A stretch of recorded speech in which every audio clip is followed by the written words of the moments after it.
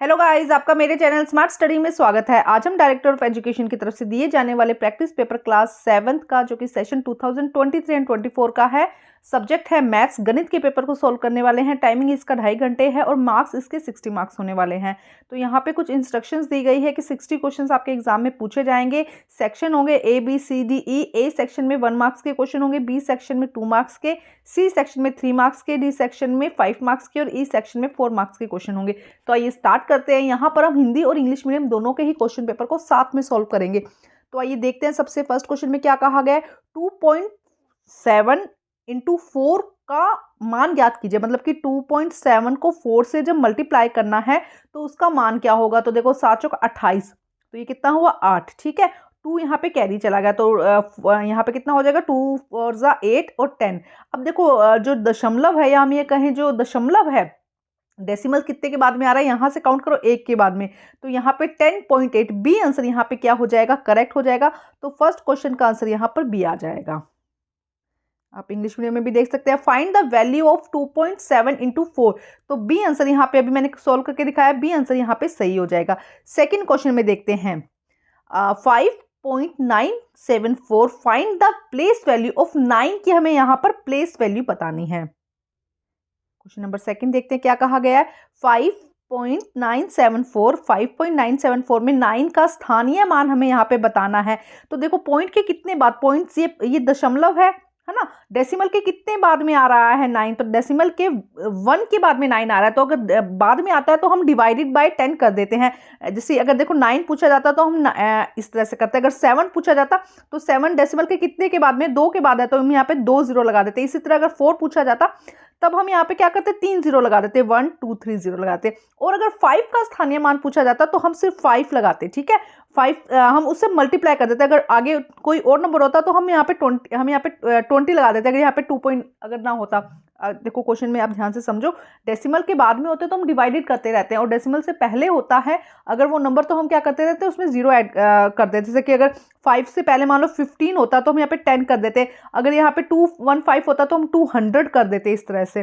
तो इसका आंसर यहाँ पे क्या हो जाएगा, सी हो जाएगा, 9/10।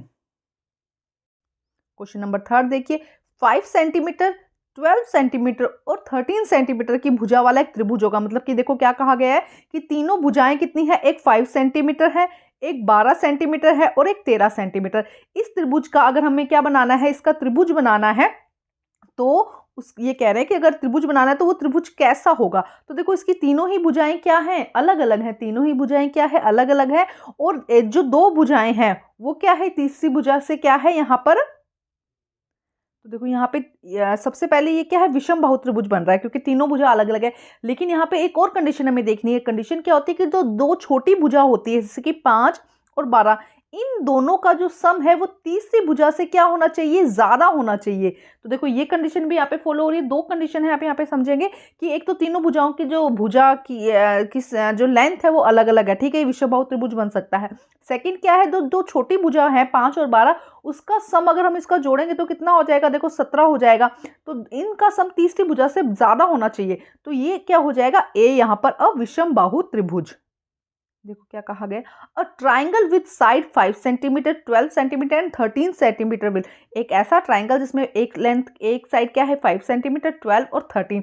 तो ऐसा ट्राइंगल क्या होगा, स्क्लेन ट्राइंगल। क्यों कहेंगे हम इसे स्क्लेन ट्राइंगल, क्योंकि एक तो तीनों साइड्स क्या है इसकी अलग अलग है। ठीक है, आइसोसेलेस क्या होता है जिसकी 2 साइड्स इक्वल होती है, इक्विलेटर क्या होता है जिसकी तीनों साइड्स इक्वल होती है। और यहाँ पे देखो एक कंडीशन तो ये है कि तीनों साइड अलग है, इसलिए हमने इसको क्या कहते हैं, स्क्लेन ट्राइंगल। लेकिन आपको एक बात और देखनी है कि 2 साइड का सम, जैसे कि मान लो एक 3 है और एक 2 है, अगर यहाँ पे मान लो 4 हो जाता है तो ये ट्रायंगल नहीं बनेगा क्योंकि 2 साइड का सम क्या है, तीसरी भुजा से ज्यादा होना चाहिए। तो ये 5 और 4 हुआ तो उस कंडीशन में ट्रायंगल नहीं बनेगा। अगर यहाँ पे 6 आ जाता है तब भी नहीं बनेगा। देखो एक सेकंड, अगर यहाँ पे 6 आ जाता है, देखो क्या कहा जा रहा है, 3 एक दिया है, 3 एक दिया है, 2 और एक दिया है यहाँ पर 6 दिया है। तो इन दोनों का सम कितना हुआ, 5 हुआ। तीसरी भुजा कितनी होगी, जो थर्ड साइड है वो 6 होगी। तो इस कंडीशन में ट्रायंगल नहीं बनेगा। अगर यहाँ पे 4 होता है तो बन सकता है क्योंकि ये सम यहाँ पर ज्यादा है। तो 2 साइड का जब सम, जो छोटी साइड्स है उनका सम तीसरी साइड से क्या होना चाहिए, ज्यादा होना चाहिए, तभी क्या बनता है, ट्रायंगल बनता है। तो एक कंडीशन यहाँ पे सही हो जाएगी, ये क्या है, स्क्लेन ट्रायंगल। नेक्स्ट क्वेश्चन देखते हैं, क्वेश्चन नंबर 4। देखो यहाँ पे क्या कहा गया क्वेश्चन नंबर 4 के अंदर, एक सेकेंड, क्वेश्चन नंबर 4 ये रहा।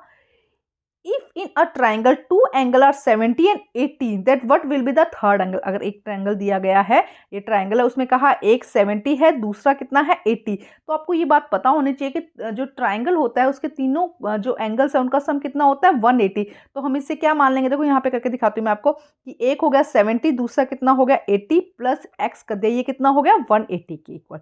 ठीक है, अब इनको सम करेंगे तो ये कितना हो जाएगा 150, ये कितना हो जाएगा 150।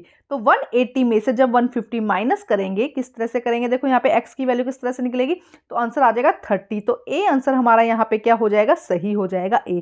क्या करना है, इन दोनों का सम करके 180 में से माइनस कर देना है, तो 30 आंसर हमारा यहाँ पे सही हो जाएगा।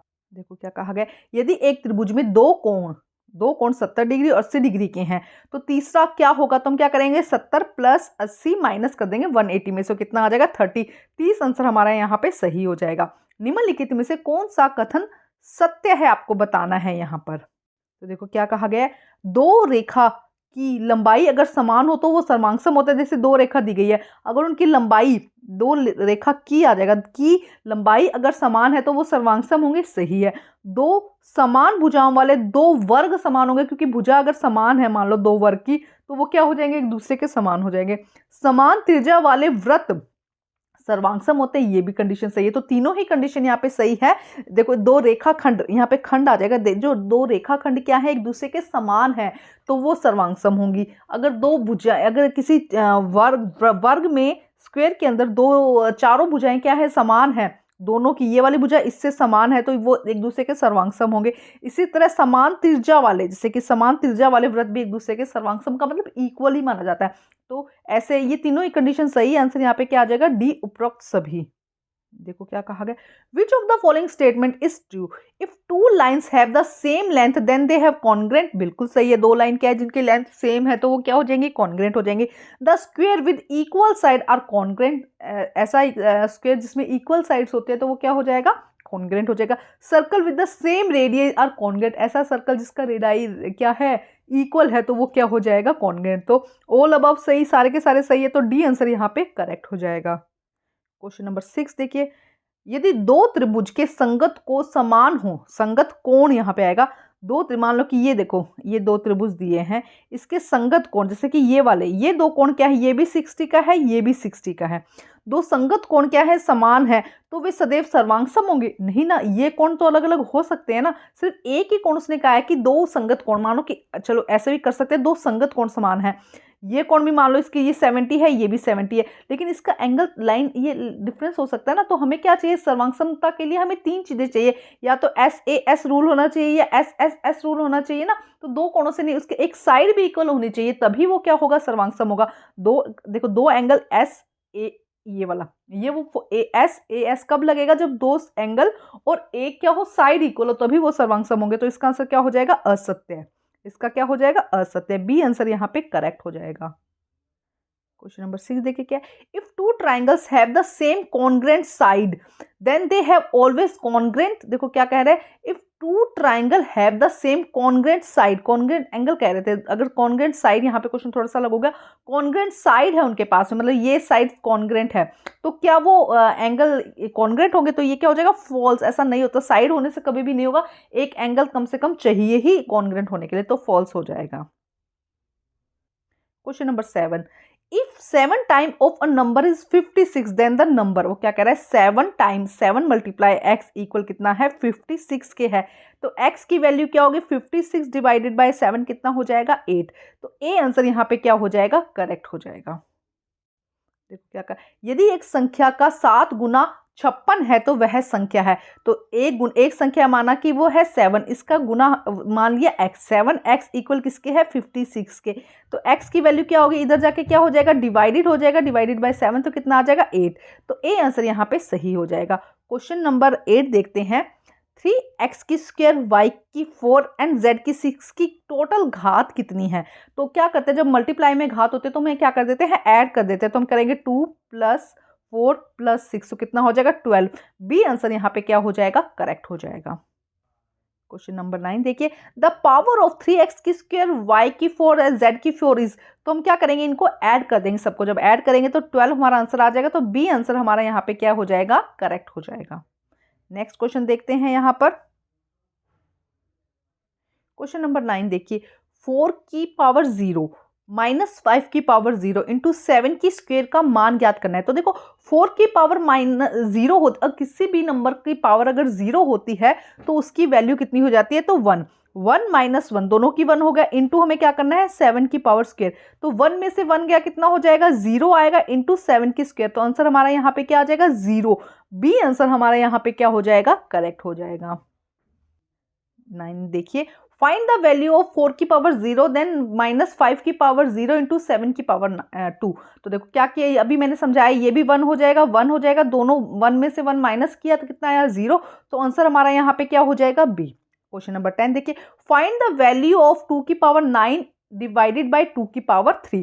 तो देखो जब भी डिवाइडेड, अगर बेस सेम है, ये देखो 2 यहाँ पे दोनों का क्या दिया गया है, सेम दिया गया है, तो उस कंडीशन में क्या किया जाता है, माइनस कर देते हैं। तो हम क्या करेंगे, 2 की पावर 9 माइनस 2 की पावर 3, तो हम यहाँ पे क्या कर देंगे, माइनस कर देंगे। तो माइनस करेंगे तो आंसर हमारा क्या आ जाएगा, 2 की पावर 6। सी आंसर हमारा यहाँ पे क्या हो जाएगा, करेक्ट हो जाएगा। देखिए क्वेश्चन नंबर 10 में क्या कहा गया, 2 की पावर 9 को 2 की पावर 3 से भाग देने पर इसका मान ज्ञात करो। तो किस तरह से किया जाएगा, 2 की पावर 9 को हम क्या करेंगे, जब बेस सेम होता है, आधार सेम होता है, तो हम क्या करते हैं, माइनस कर देते हैं। तो 2 की पावर 9 माइनस 3 कर देंगे तो कितना आ जाएगा, 2 की पावर 6 हमारा आंसर हो जाएगा। तो सी आंसर हमारा यहाँ पे करेक्ट हो जाएगा। अब हम देखते हैं क्वेश्चन नंबर 11। -4a एक्स में एक्स का गुणांक क्या है। एक्स का गुणांक का मतलब है कि -4a एक्स में एक्स किस नंबर से गुणा है। तो एक्स यहाँ पे देखो -4a, एक्स को छोड़ दो, उसके अलावा जितने भी नंबर हो, जब भी गुणांक पूछा जाए तो उस नंबर को छोड़ दो जिससे गुणांक पूछा गया, उसके अलावा जितना नंबर है। तो यहाँ पे कितना है, -4a।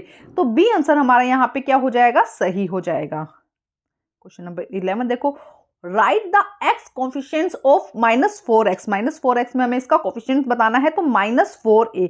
बी आंसर हमारा यहाँ पे क्या हो जाएगा, करेक्ट हो जाएगा। अब देखते हैं क्वेश्चन नंबर 12। देखो क्वेश्चन नंबर 12 में क्या कहा गया है, the smallest 3 digit decimal fraction is.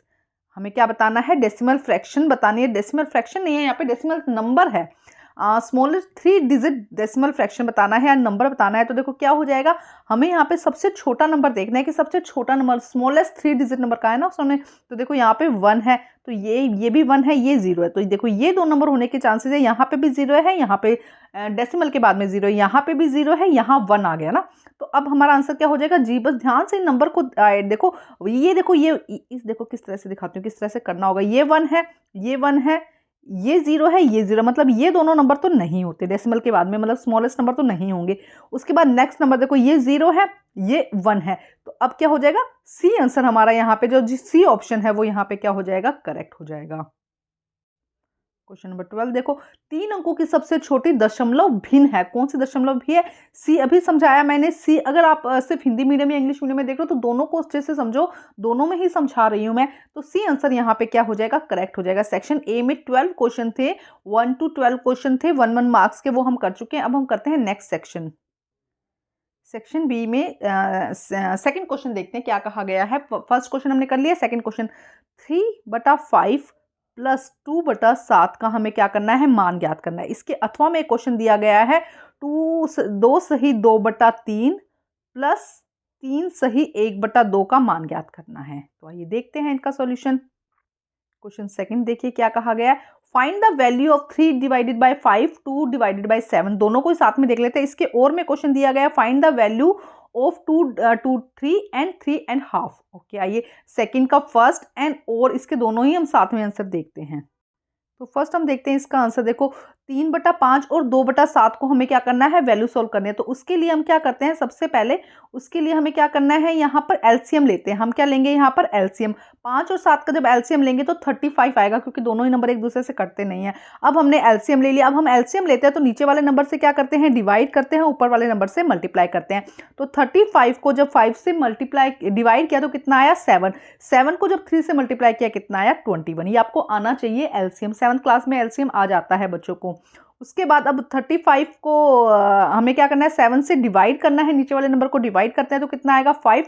5 को 2 से मल्टीप्लाई करेंगे कितना आएगा, 10। जब इनको ऐड करेंगे तो 31 डिवाइडेड बाय 35, ये हमारा यहाँ पे फर्स्ट का आंसर हो जाएगा। अब हम देखते हैं इसका और का जो क्वेश्चन था। तो आइए देखते हैं इसका और का सॉल्यूशन किस तरह से है। तो सबसे पहले हमने क्या किया है, 2 सही 2/3 और 3 सही 1/2। ये है मिक्स्ड फ्रैक्शन, है ना, मिश्रित भिन्न है। इसे हम क्या करेंगे, पहले भिन्न में कन्वर्ट करेंगे। तो देखो सबसे पहले क्या किया, इसको करने के लिए देखो फॉर्मूला होता है, यहाँ से क्या करते हैं, गुना करते हैं, ऊपर क्या कर देते हैं, ऐड कर देते हैं। तो किस तरह से करेंगे, 2 को 3 से गुना करेंगे, 6 आएगा, 6 में हम 2 ऐड कर देंगे तो 8/3 हमारा आंसर आ जाएगा। इसी तरह से इसको करते हैं, देखो 3.5 को करते हैं, तो पहले इसको इससे गुना करेंगे और इसमें ऐड करेंगे। तो 3 गुना 2 करेंगे, 6 आएगा, 6 में 1 2 जोड़ेंगे तो कितना आएगा, 7 आएगा, तो 7/2। अब ये हमारे पास में एक भिन्न आ गई है, इनमें हमें ऐड करना है। अब वापस से हम एलसीएम लेंगे, एलसीएम कितना आ जाएगा, 6 आ जाएगा। अब देखो नीचे हमें क्या करना है, डिवाइड करना है, ऊपर हमें मल्टीप्लाई करना है। तो 6 को जब 3 से हम डिवाइड करते हैं तो कितना आएगा, 2, 3 2 6, है ना, डिवाइड किया तो कितना आया, 6, सॉरी 2 आया। अब 2 को 8 से मल्टीप्लाई किया, कितना आया, 16 आया। इसी तरह से जब 6 को 2 से डिवाइड करेंगे तो कितना आएगा, 3 आएगा। 3 को जब 7 से मल्टीप्लाई करेंगे तो 21 आएगा। जब इसको ऐड करेंगे तो 37 डिवाइडेड बाई 6 आ जाएगा। अब इसको हम क्या करते हैं, डिवाइड करके दिखा देते हैं। देखो 37 को जब 6 से डिवाइड किया तो कितना आएगा, 6 6 36, है ना। तो देखो कि अब इसको इस डायरेक्शन में लेके चलो, 6/1/6 आ जाएगा। तो आंसर हमारा क्या हो जाएगा, 6 1/6 हमारा यहाँ पर आंसर हो जाएगा। ये है सेकंड का, दोनों ही और वाला क्वेश्चन भी हमने कर लिया है। क्वेश्चन नंबर 3 देखिए, the value of 2 interior opposite angle of a triangle is 60 and 80, find the value of it exterior angle. क्या है क्वेश्चन, किसी त्रिभुज के 2 अंतः सन्मुख कोणों का मान 60 डिग्री और 80 डिग्री है, इसके बाह्य कोण, यहाँ पे कोण का मान ज्ञात कीजिए। देखो जैसे कि ये दिया गया है ट्राइंगल, ये कहा ये 60 है और ये 80 है, तो ये हमें बाह्य कोण का मान ज्ञात करना है। तो आइए करते हैं इसको सॉल्व। तो देखो इस तरह से इसका डायग्राम बनेगा। पहले तो एक ट्राइंगल है, हमने ट्राइंगल लिया है ABC, ठीक है, ये ट्राइंगल है ABC। इसके 2 अगर अंतः कोण हम देखें, कौन सा, एक तो 60 डिग्री हो गया, एक 80 डिग्री होगा। हमें ये बाह्य कोण की वैल्यू निकालनी है, जो बाहर की तरफ एक्सटीरियर एंगल है उसकी वैल्यू निकालनी है। तो एंगल A कितना है, 80 डिग्री, और एंगल B कितना है, 60। तो हमें क्या निकालना है, एंगल ACD, हमें एंगल ACD की वैल्यू निकालनी है। तो एंगल ACD की वैल्यू क्या होती है, जो इंटीरियर एंगल होते हैं उनके सम। हमेशा याद रखना, जब भी एक्सटीरियर एंगल आपसे पूछा जाए, जब भी क्या पूछा जाए आपसे, कोई एक्सटीरियर एंगल पूछा जाए, तो उसके सामने के जो 2 एंगल है उनका सम क्या होता है, एक्सटीरियर एंगल के बराबर होता है। तो ये देखो कितना हो जाएगा, यहाँ पे हम बात करते हैं, ये कितना है, 60 + 80 कितना है, 140, मतलब इस एंगल की वैल्यू कितनी हो जाएगी, 140। तो हमेशा याद रखना, बाह्य कोण या एक्सटीरियर कोण की वैल्यू क्या होती है, अंदर के जो 2 कोण है उनके सम के बराबर। तो कितना हो जाएगा, 140। क्वेश्चन नंबर 4 देखिए क्या है, निम्नलिखित को बीजीय व्यंजक के रूप में लिखिए। यहाँ पे एक स्टेटमेंट दी गई है, उसे हमें व्यंजक के रूप में लिखना है। x को y द्वारा भाग देने पर, x को y द्वारा भाग देने पर प्राप्त भागफल से 4 कम। तो x, देखो x को y द्वारा भाग देने पर प्राप्त जो भागफल होगा उससे 4 कम, तो -4, ठीक है। देखो क्या है, x को y द्वारा भाग देने पर प्राप्त जो भागफल आएगा उसमें क्या है, -4 करना है। तो ये हमारा आंसर हो जाएगा सेकंड।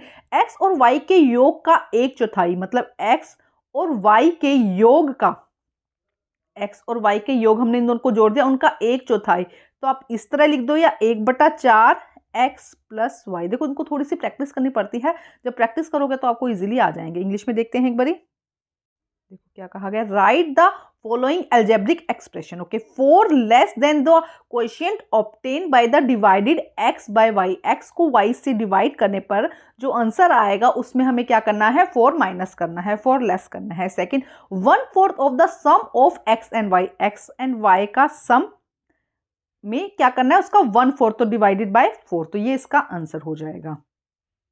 तो आप एक बार आंसर देख लीजिए। फर्स्ट का हो जाएगा x divided by y -4, second का हो जाएगा 1/4 x + y। क्वेश्चन नंबर 5 देखिए, find the value of 3y² + 5y - 4 -8y - y² + 4। इसे हमें क्या करना है, वैल्यू सोल्व करनी है इसको। तो आइए देखते हैं किस तरह सोल्व किया जाएगा। देखो क्या कहा गया है, 3y² + 5y - 4 -8y y² -4 का मान ज्ञात करो। तो देखो सबसे पहले क्या करना है, इसको खोल देना ब्रैकेट को, और यहाँ पे क्या है, ये माइनस है। माइनस अगर ब्रैकेट के बाहर कोई माइनस दिया जाता है तो जब हम नंबर खोलेंगे तो सारे जो इसके नेक्स्ट वाले ब्रैकेट के हैं सब उल्टे हो जाएंगे। मतलब ये बन जाएगा 8 माइनस, ये बन जाएगा +y² और ये बन जाएगा +4। तो आइए करते हैं इसको सोल्व। देखो किस तरह से सोल्व करेंगे, 3y² plus 5y minus 4 minus 8y y की स्क्वायर माइनस 4। तो देखो क्या किया हमने, 3y माइनस 4y। अब यहाँ पे ये माइनस की वजह से क्या हो जाएगा, ये 8y प्लस का था माइनस का हो जाएगा, ये माइनस y का था ये प्लस y हो जाएगा और ये प्लस 4 हो जाएगा। ठीक है, अब देखो जो नंबर हम इसको ऐड करते हैं, जैसे कि 3y और यहाँ पे ये y, इनको हम एक तरफ ले आए, 3y की स्क्वायर प्लस y की स्क्वायर, जितने भी जो कोफिशिएंट्स होते हैं हम ये कहेंगे जितने भी जो x y z वाले नंबर हैं उनको एक तरफ ले आएंगे हम। देखो उसके बाद में 5y और 8y को एक तरफ ले आए, प्लस 5 और माइनस 8y और प्लस 4 एंड माइनस 4। देखो अब ये देखो ये नंबर दोनों क्या है, प्लस के नंबर है, तो क्या हो जाएगा 4y की स्क्वायर हो जाएगा। यहाँ पे 8 माइनस का है और 5 क्या है प्लस का है, तो कितना हो जाएगा माइनस 3y और ये नंबर आपस में कट जाएंगे, तो हमारा आंसर क्या आ जाएगा 4y की स्क्वायर माइनस 3y हमारा यहाँ पे आंसर हो जाएगा। क्वेश्चन नंबर यहाँ पे 6 देखते हैं, निम्नलिखित संख्याओं को मानक रूप में लिखिए। तो देखो क्या 39087 या 38165 5 टाइम यहाँ पे क्या है 0 है, तो इसे मानक रूप में लिखना। मानक रूप में मतलब कि डेसिमल्स की फॉर्म में दशमलव लगा के हमें इसे लिखना है, सोल्व करना है। तो देखो किस तरह से सोल्व करेंगे। क्वेश्चन क्या है, देखो क्या कहा गया, express the following number in the standard form. Standard form में हमें करना है 398781। अब इसमें क्या करेंगे, देखो 3.9 लगा देंगे, उसके बाद जितने भी नंबर हैं हम उतना 1 2 3 4 5, तो यहाँ पे हम इसके मल्टीप्लाई इस तरह लगा देंगे। इसी तरह से इसमें 3.1865 लिखकर और जितने भी ये नंबर है उतना 10 की पावर लगा देंगे। देखो किस तरह से करेंगे सोल्व। तो देखो यहाँ पे सेकंड क्वेश्चन, फर्स्ट क्वेश्चन यहाँ पे करना भूल गई, मैं वहीं करवा दूंगी। सेकंड क्वेश्चन में देखो 3186500, तो हमने क्या लिखा 3.1865, 10 की पावर यहाँ पे देखो 1 2 3 4 5 6 7 8 9, जिसके बाद पॉइंट लिखा है वहां तक हमें क्या करना है 9 लगाना है। तो हमने इस नंबर लगा के 3 और 10 की पावर हमने यहाँ पे 9 लगा दिया। फर्स्ट क्वेश्चन करते हैं इसका भी। देखो फर्स्ट क्वेश्चन में क्या करेंगे, हम यहाँ पे लिखेंगे 3, एक सेकेंड, फर्स्ट क्वेश्चन में हम लिखेंगे यहाँ पर 3.98087 इंटू देखो 1 2 3 4 5, तो 10 की पावर देखो यहाँ पे कितनी हो जाएगी 5 हो जाएगा। इस तरह से आपको ये लिखना है। ठीक है, अब हम करते हैं नेक्स्ट क्वेश्चन। क्वेश्चन नंबर 7 देखो क्या कहा गया, रितु ने एक सेब का 3/5 भाग खाया और शेष जो सेब था उसके भाई सोनू ने खाया। ओके, सेब का कितना भाग सोनू ने खाया या सोमू ने खाया और किसका हिस्सा ज्यादा था। तो देखो रितु ने एक सेब का 3/1 सेब था, ये एक सेब है। ठीक है, सेब कितना है एक, उसका 3/5 भाग किसने खा लिया है, रितु ने खा लिया है। तो अब हमें पता लगाना है कि सोमू ने कितना खाया है और किसने ज्यादा खाया है और ये बताना है। तो देखो पहले हम क्या करेंगे, सोमू ने कितना खाया उसको निकालेंगे। तो क्या करेंगे 1 माइनस 3/5 कर देंगे, एक में से 3/5 घटा देंगे, तो जो आएगा वो सोनू का भाग हो जाएगा और फिर देखेंगे कि उनमें ज्यादा बड़ा कौन सा नंबर है। क्वेश्चन नंबर 7 देखो, रितु ईट 3/5 on apple and the remaining apple was eaten by her brother Sonu. How much portion of the apple did Somu eat? या सोनू एक ही बात है, whose portion was more? देखो क्या कहा जा रहा है, सोमू ईट, सोमू ने कितना खाया 1 माइनस 3/5, तो एलसीएम लेंगे कितना आएगा 2/5। यहाँ पे एलसीएम किस तरह से लिया 5 एलसीएम हो जाएगा, ऊपर यहाँ पे 5 आया क्योंकि डिवाइड किया तो 5 आया, 1 से मल्टीप्लाई किया तो कितना आया 5 माइनस 3। तो 2/5 किसने खाया है, सोमू ने खाया है और रितु ने कितना खाया था 3/5। तो रितु का जो एप्पल है वो ज्यादा, रितु ने ज्यादा एप्पल खाया, सोनू ने कम एप्पल खाया, तो रितु ने, हमें यहाँ पे लिखना पड़ेगा कि रितु ने जो है वो एप्पल ज्यादा खाया है। क्वेश्चन नंबर 8 देखिए क्या कहा गया है, ए बी सी एक त्रिभुज है जिसमें सी समकोण है। मानो कि हमने लिखा, ये देखो ये बनाया ए बी और सी, एक त्रिभुज है जिसमें सी यहाँ पर क्या हो गया समकोण हो गया।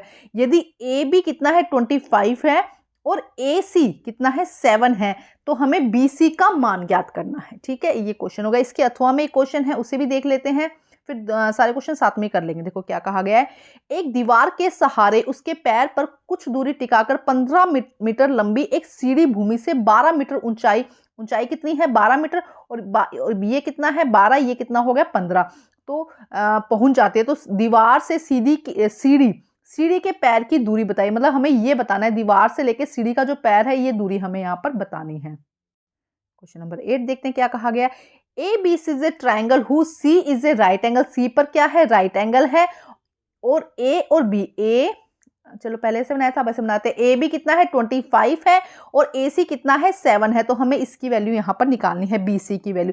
सेकंड में क्या कहा गया, after resting his feet the wall of some distance in meter in long ladder reach the window situated in the height. ये इसकी हाइट कितनी होगी 12 है, जो लैडर रखी गई है वो कितना है 15 सेंटीमीटर। तो हमें इन दोनों का डिस्टेंस निकालना है। The find the distance of the foot of the ladder और द वॉल। वॉल और लैडर का जो डिस्टेंस है ये हमें यहाँ पर निकालना है। दोनों ही क्वेश्चन साथ में करते हैं।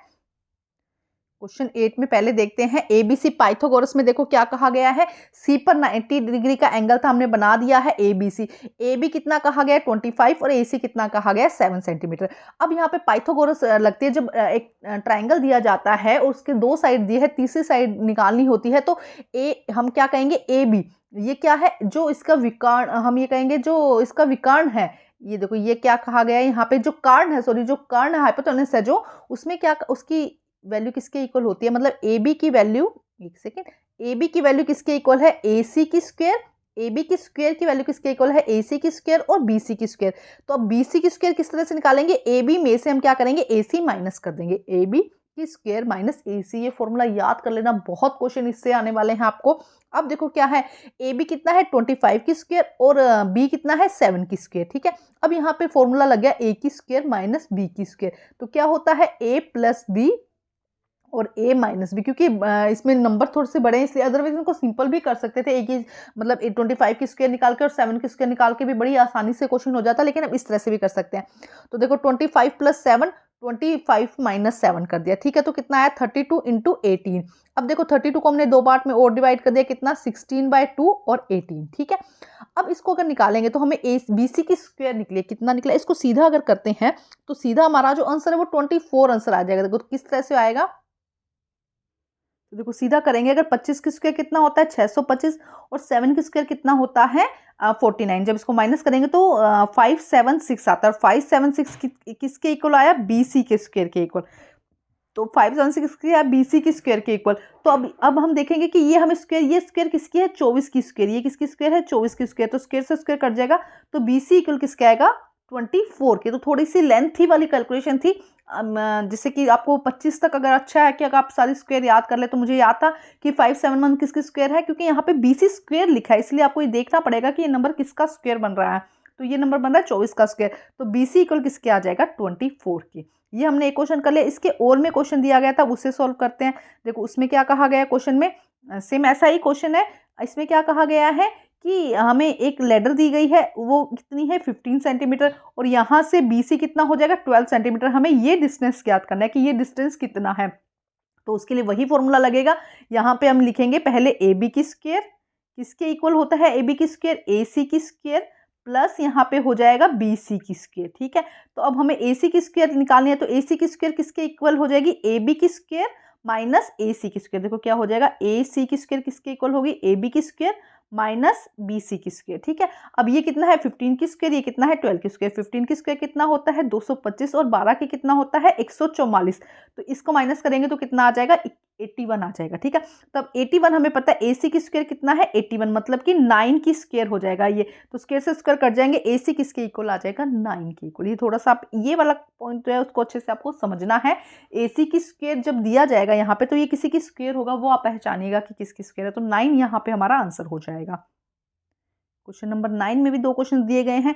Simplify the expression of 2a की square plus a b plus 3 minus a b. हमें इसको क्या करना है सिंप्लीफाई करना है। Find its value when a equal 5 है b इक्वल -3 है। देखो हमें पहले इसको सॉल्व करना है और उसके बाद a की जगह 5 रखना है और b की जगह -3 करके इसका आंसर निकालना है।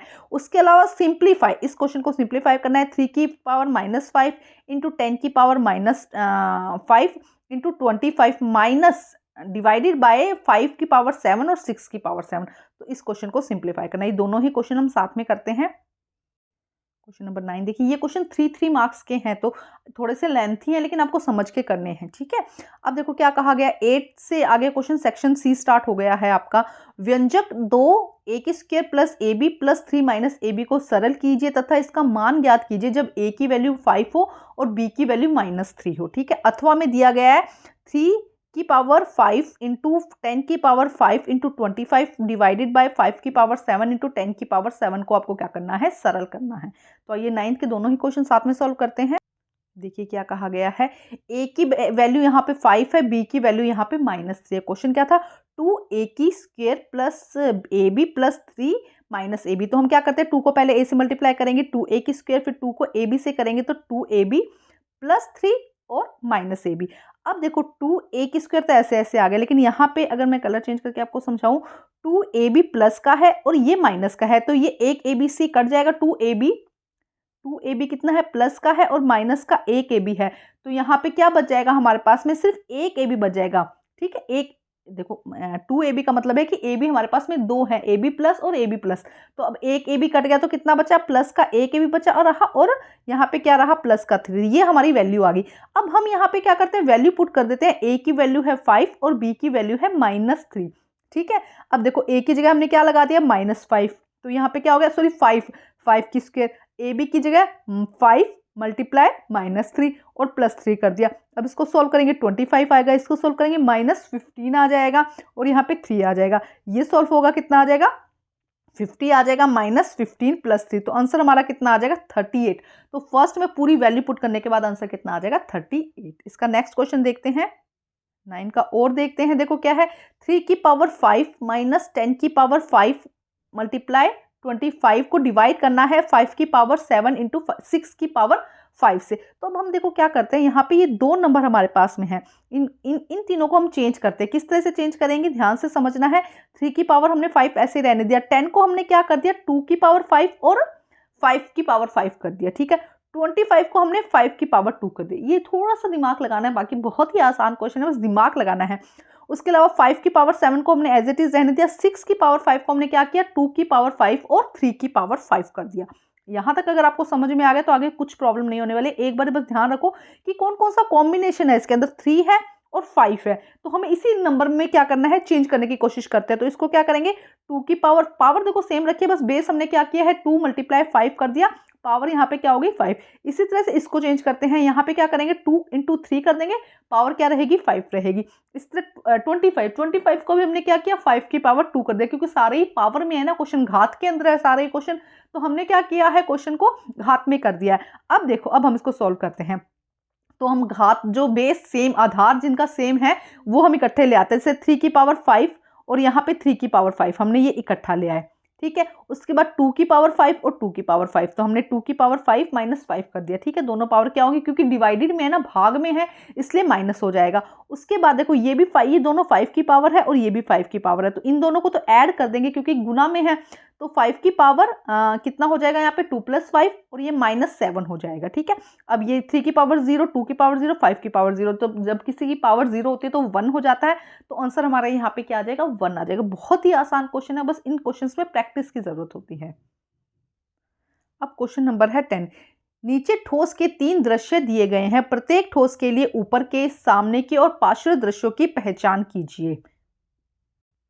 देखो क्या कहा गया, given below are 3 view of a solid. एक सॉलिड के क्या दिए गए हैं, 3 व्यूज दिए गए हैं। Identify the top, front end side view. आपको क्या करना है, टॉप व्यू देखना है, फ्रंट व्यू देखना है, और जैसे कि मान लो ये है, पहले समझा देती हूँ। ऐसे कोई बॉक्स दिया गया, उसका आपको टॉप व्यू यहाँ से देखना है, फ्रंट व्यू यहाँ से देखना है भी सामने से, और उसका साइड व्यू आपको यहाँ से देखना है। 3 चीजें देखनी है आपको, और उसके बाद वो किस तरह से नजर आएगा वो आपको बताना है। तो आइए देखते हैं इसका क्वेश्चन का आंसर। यहाँ पर देखते हैं, देखो क्या कहा गया, ये एक पिक्चर दी गई है। तो अगर इसको हम देखो यहाँ पे ये थोड़ा सा बनाते हो, थोड़ा सा इस तरह से है, देखो थोड़ा सा है ना, ये वाला इस तरह से दिया गया है, ये ना, ये देखो इस तरह से दिया गया है। तो अगर अब इसका हम टॉप व्यू देखेंगे, ऊपर से देखेंगे, तो ये हमें इस तरह से नजर आएगा। ठीक है, इसमें एक कॉलम ऊपर है, ऊपर से देखने पर हमें क्या होंगे, तीनों ही लाइन पे क्या होंगे, ऊपर एक इकट्ठे नजर आएंगे। ऊपर से देखेंगे, साइड से देखेंगे तो हमें एक ये वाला कॉलम नजर आएगा, एक ये नजर आएगा। तो ये क्या हो जाएगा, पार्श्व, मतलब कि पीछे से नजर आएगा। और सामने से देखेंगे तो हमें इस तरह से नजर आएगा। क्योंकि थोड़ी सी पिक्चर क्लियर नहीं, उसकी वजह से क्वेश्चन थोड़ा डाउटफुल रहा है, लेकिन एग्जाम में आएगी जो पिक्चर वो क्लियर होगी, उसको थोड़ा सा ध्यान से देखना है। ठीक है, नेक्स्ट क्वेश्चन में देखो क्या कहा गया, एकदम इजी क्वेश्चन पूछा गया कि सिर्फ इस तरह का व्यू पूछा गया है। इसमें अगर आप ऊपर से देखोगे तो 3 कॉलम दिखाई देंगे, यहाँ से देखोगे तो सिर्फ एक ही, पीछे से एक ही दिखाई देगा, सामने से भी क्या दिखाई देंगे, 3 कॉलम दिखाई देंगे। तो इस तरह से कोई पिक्चर दे देंगे, वो आपको आइडेंटिफाई करना होगा कि टॉप व्यू कैसा होगा, साइड व्यू कैसा होगा और फ्रंट व्यू कैसा होगा। होगा, ये आपको उसमें से देखना पड़ेगा। ठीक है, थोड़ा सा क्वेश्चन इंटरेस्टिंग होते हैं, लेकिन इनको जब पिक्चर अच्छे से क्लियर हो जाते हैं तो आंसर सोल्व करना आसान हो जाता है।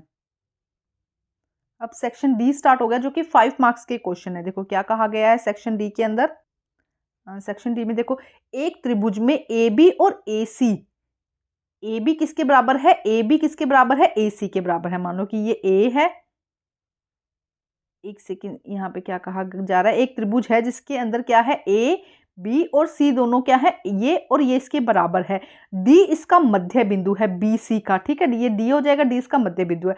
अब आपको क्या बताना है, ए ए ए बी सी और ए डी सी में बराबर 3 युग्म बनाने हैं आपको, जो सर्वांगसम हो, ये क्या बनाने हैं आपको, युग्म बनाने हैं। उसके बाद क्या ए बी डी, देखो क्या ए बी डी और ए डी सी ई सर्वांगसम है, कारण दीजिए भी वो सर्वांगसम है कि नहीं, ये बताना है। और बी और सी दोनों इक्वल हैं या नहीं, एंगल बी और सी क्या है, दोनों इक्वल हैं या नहीं, ये आपको बताना है, और क्यों। तो आइए देखते हैं इसका सॉल्यूशन।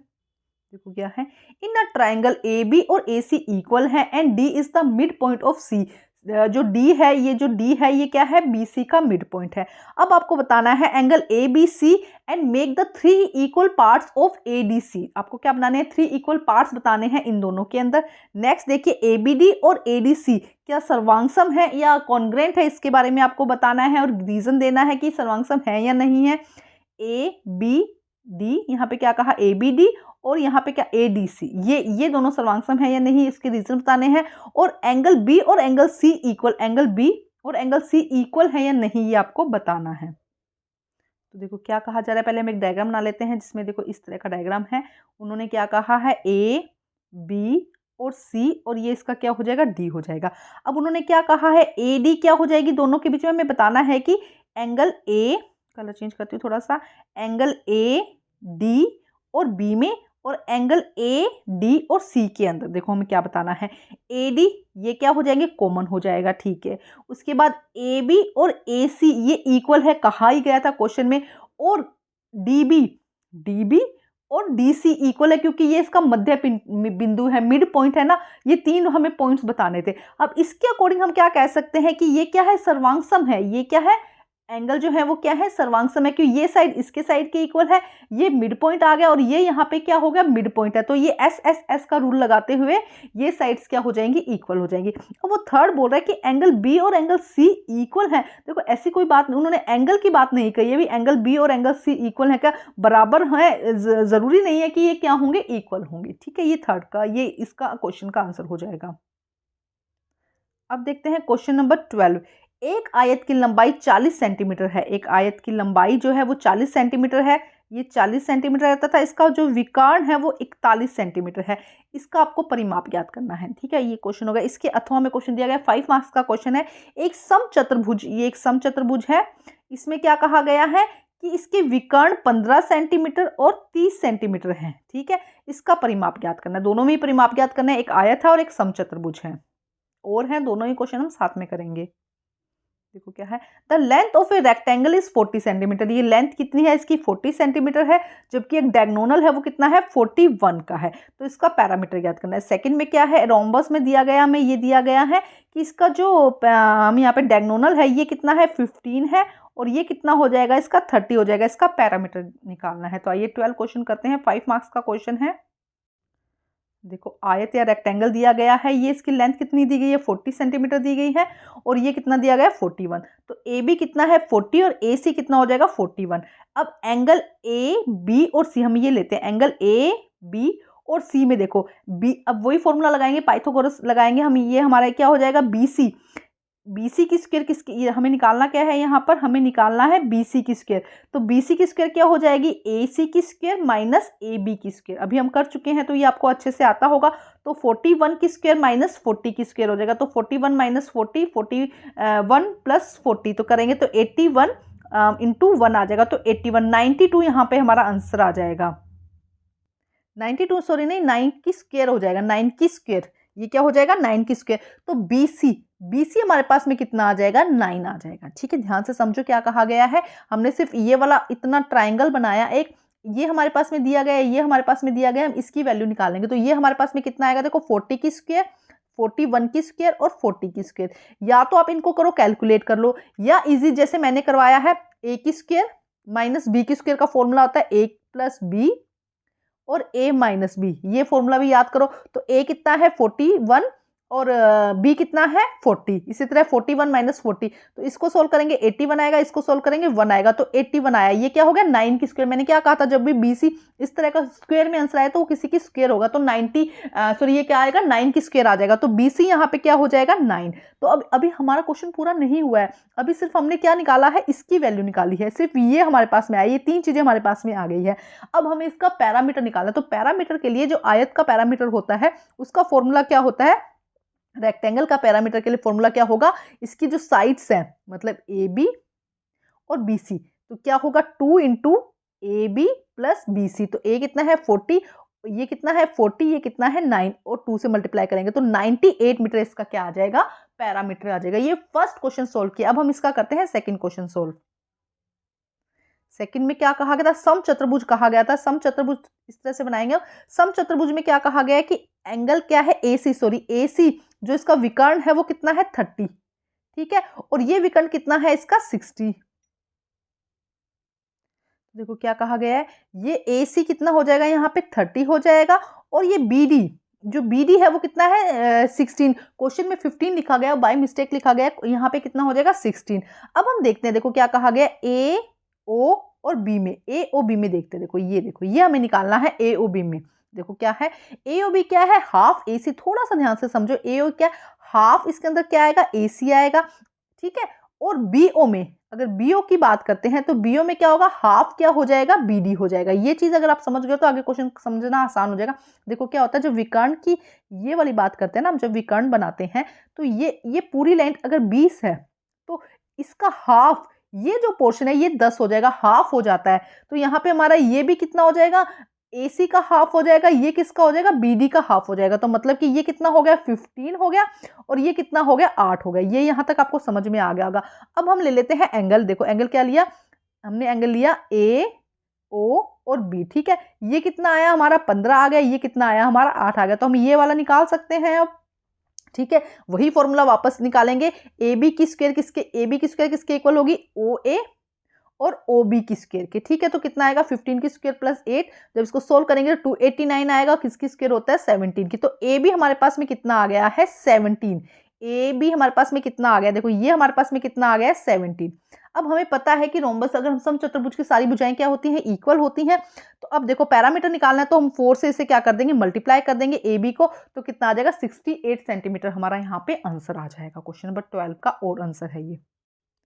अब देखते हैं क्वेश्चन नंबर 13 में क्या कहा गया, 3x प्लस वाई प्लस 11 और माइनस वाई माइनस 11 के योग में से, मतलब इन दोनों के योग में से 3x माइनस वाई माइनस 11 को घटाना है। तो मतलब पहले इन दोनों का योग करना है, ऐड करना है, उसके बाद इसमें से माइनस करना है। नेक्स्ट देखो क्या है, 4x प्लस 3x और 5x plus 4x plus 2x के योग में से, मतलब इनके योग में से 3x की स्क्वायर माइनस 5x की स्क्वायर माइनस x की स्क्वायर 2xy के योग को घटाना, मतलब इसको योग करना है, इनको योग करना है, दोनों को ऐड करके फिर जो आंसर आएगा उनको सब्ट्रैक्ट करना है। क्वेश्चन देखो आसान है, बट यहाँ पे समझना है कि एक्चुअली पूछ क्या रहा है। इनमें क्या कहा गया है, इस क्वेश्चन में क्या कहा गया है कि इसको ऐड करके इसमें से माइनस कर दो। फर्स्ट पार्ट इसका ये है। सेकेंड पार्ट में इसको और बढ़ा दिया गया, क्या कहा गया, इनको ऐड करो और यहाँ पे इनको ऐड करो, और ऐड करने के बाद में क्या करना है, जो आंसर आए उनमें दोनों को सब्ट्रैक्शन करो।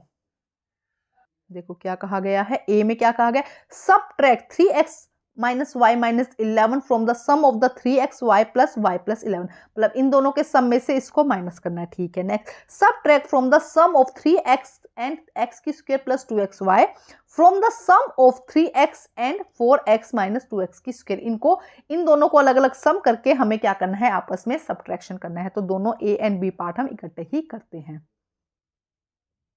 गाइज आपको मेरे चैनल पर सभी सब्जेक्ट के सैंपल मिल जाएंगे, सभी क्लासेस के, आप अपनी अच्छे से तैयारी कर सकते हैं फाइनल टर्म के लिए। इसके अलावा इंस्टाग्राम पर मेरा पेज है स्मार्ट स्टडी 10 के नाम से, आप उसे भी फॉलो कर सकते हैं। वहाँ पे भी आंसर्स की या बहुत शॉर्ट में जो वीडियोस हैं, क्वेश्चंस पेपर है, वहाँ पे भी अपलोड कर दूंगी, जिससे कि आपको शॉर्ट मतलब कम टाइम में क्या हो वहाँ से आप आंसर्स ले सको। तो देखो क्या है मेरी आईडी, आप प्लीज उसको फॉलो कर लीजिएगा, SMAR_TSTUDY10, ये इसका पेज है, आप इसे जरूर फॉलो कर लीजिएगा। अभी कुछ ज्यादा इसके अंदर अपलोड्स नहीं किए हैं, एक बार यहाँ पे वीडियो अपलोड्स कर दूं, उसके बाद जो शॉर्ट में आंसर्स होंगे या आपकी क्वेरीज होगी वहां पर मैं उसको आपको उसका आंसर दे दूंगी। तो अब इन क्वेश्चंस का आंसर देखते हैं हम।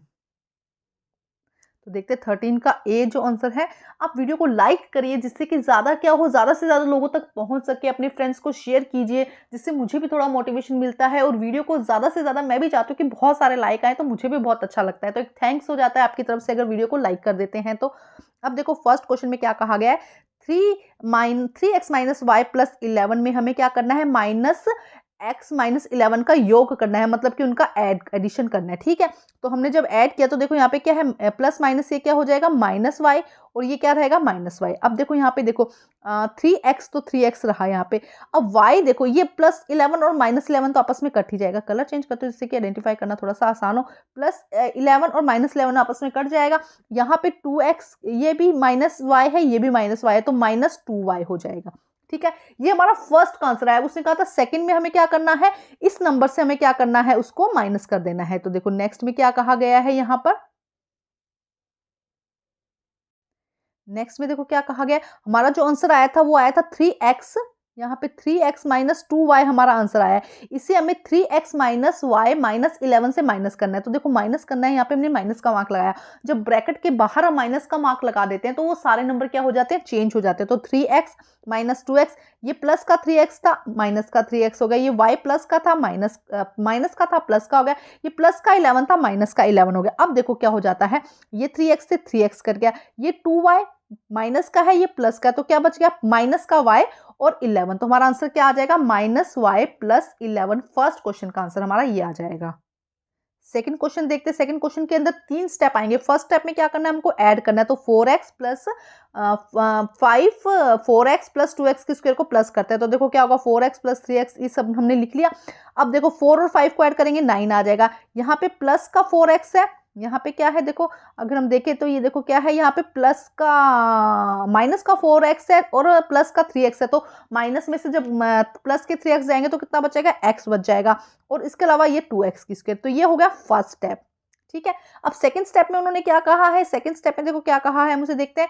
3x की स्क्वायर माइनस 5 की स्क्वायर में हमें क्या करना है, -x की स्क्वायर, 2x की स्क्वायर, 5x को प्लस करना है। तो हमने इस तरह से लिख दिया। अब देखो यहाँ पे हम लिखेंगे, यहाँ पे देखो क्या हो जाएगा, 3x की स्क्वायर और ये है x की स्क्वायर, ये प्लस का है, ये माइनस का, तो यहाँ पे कितना बचेगा, 2x की स्क्वायर। उसके बाद 5x यहाँ पे माइनस का है, 2x यहाँ पे क्या है, प्लस का है। यहाँ पे 5x क्या हो जाता है, माइनस का है, और 2x यहाँ पे क्या है, प्लस का, तो यहाँ पे -3x आ जाएगा और ये 5 आ जाएगा। तो एक सेकंड स्टेप हमारे पास में ये आया, फर्स्ट स्टेप हमारे पास में ये आया। अब नेक्स्ट स्टेप में हमें क्या करना है, इन दोनों को सब्ट्रैक्शन करना है। तो देखो इन दोनों को सब्ट्रैक्ट करते हैं। 9 -x प्लस 2x की स्क्वायर -2x प्लस 3xy की स्क्वायर, इसको यहाँ पे ये देखो माइनस का हो जाएगा, ये भी माइनस का हो जाएगा, ये भी क्या, ये प्लस का हो जाएगा, ये माइनस का हो जाएगा। देखो 9 -x 2x की स्क्वायर, 2x की स्क्वायर माइनस का हो जाएगा, 3x प्लस का हो जाएगा, -5 हो जाएगा। जब इसको कट करेंगे तो देखो ये आपस में कट हो जाएगा। ठीक है, यहाँ पे क्या है, -x है, यहाँ पे क्या है, +3x है। तो कितना हो जाएगा, 2x हमारा प्लस का बच जाएगा। यहाँ पे ये क्या है, प्लस का 9 है, माइनस का 5 है, तो 4 आ जाएगा, प्लस का 4। तो हमारा फाइनल जो आंसर है वो क्या हो जाएगा, 2x + 4 हमारा यहाँ पर फाइनल आंसर आ जाएगा। अब हमारा सेक्शन ई है, जिसके अंदर 14, 15 और 16 3 क्वेश्चंस बचे हैं, जो कि क्या है, केस स्टडी क्वेश्चंस है, और वो क्वेश्चंस है 4 मार्क्स के। तो अभी वीडियो बहुत लंबा हो गया है, उससे रिलेटेड क्वेश्चन अगर आप मुझे कमेंट करके बताइएगा कि आप वैसे क्वेश्चंस में आपको केस स्टडी वाले क्वेश्चंस करवाऊं, तो आप मुझे कमेंट करके जरूर बताइएगा कि हाँ इस तरह के क्वेश्चन करवा दो। बाकी क्वेश्चन हम कर चुके हैं, 13, 14 एंड 13, तो सॉरी 13 कर चुके हैं, 14, 15 एंड 16 3 क्वेश्चन रहते हैं। हर एक क्वेश्चन यहाँ पे क्या है, 4 मार्क्स का है। तो आपको सैम्पल पेपर समझ में आते हैं, कैसे लगते हैं, कमेंट करके जरूर बताइएगा। और अगर आप कुछ और क्वायरीज है तो वो भी आप मुझसे पूछ सकते हैं कमेंट्स के थ्रू। Thank you guys.